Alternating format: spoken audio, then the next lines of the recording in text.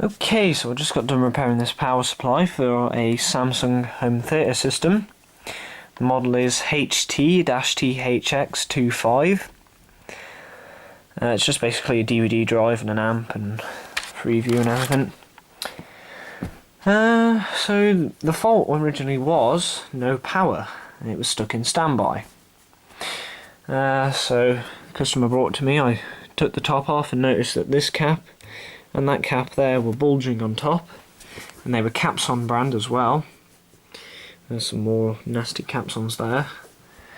So I knew that they had to be replaced, so I desoldered them and replaced them.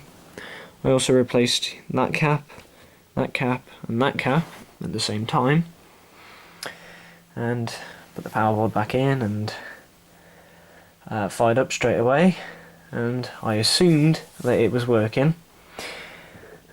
Which I should have properly checked it, but you know, it gave a video output and the DVD drive also spun up, but I didn't have a speaker to test it, so I didn't know if the audio circuit was working, which it wasn't.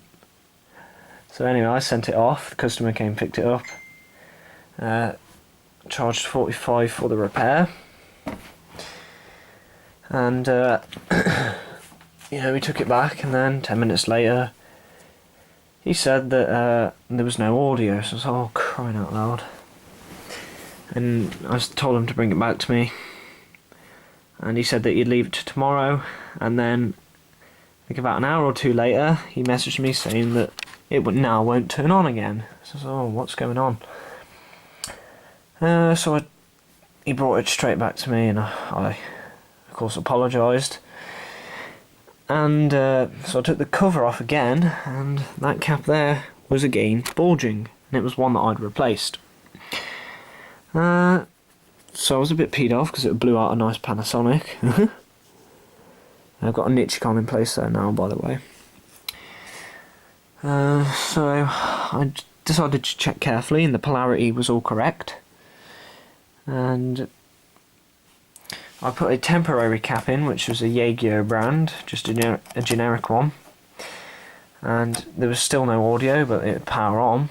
And then about an hour or two later, the Jaeger cap blew up, so I knew that something strange was going on.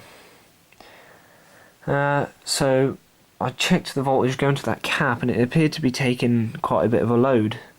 Now the schematic only states that it should be a 50 volt cap there, but the voltage passing through it was something like 54 or 56 volts.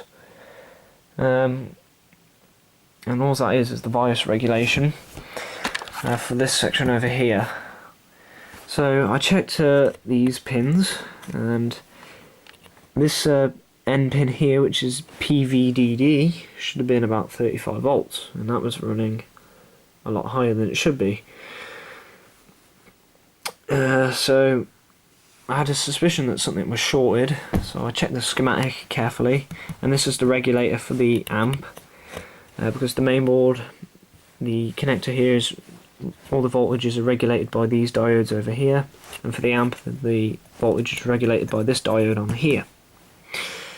And that was being turned on too much, so I knew that something, you know, over on the primary side, where just before the transformer, was shorted, or something on the feedback loop was shorted.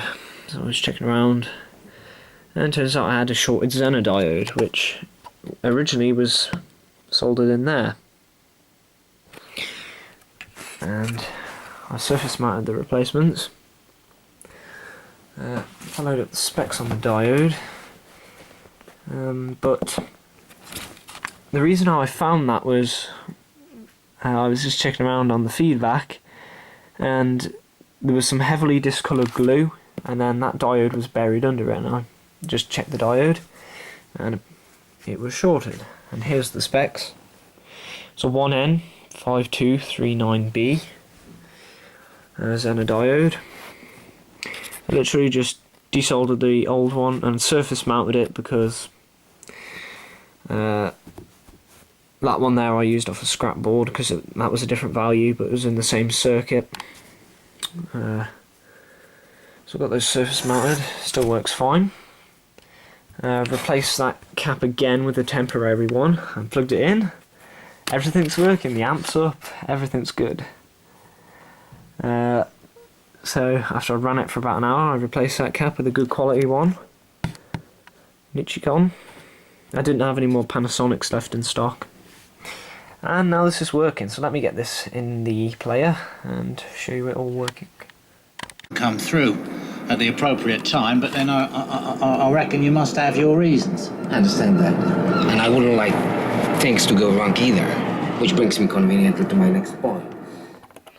So as you can see, the audio is working, everything's up, and working great. So it's a bit of a complex one, but it's another mystery solved, and if anybody ever gets one of these in, and you replace those two caps, and then that one blows up again shortly after, and there's no audio, check those two diodes that originally are mounted there. Shut up, Arch. What's the matter? Everything all right? No, it fucking ain't all right. Once it's painted. And don't know what's in the drive, but so yeah, thanks for watching, hope this helps, and see you later.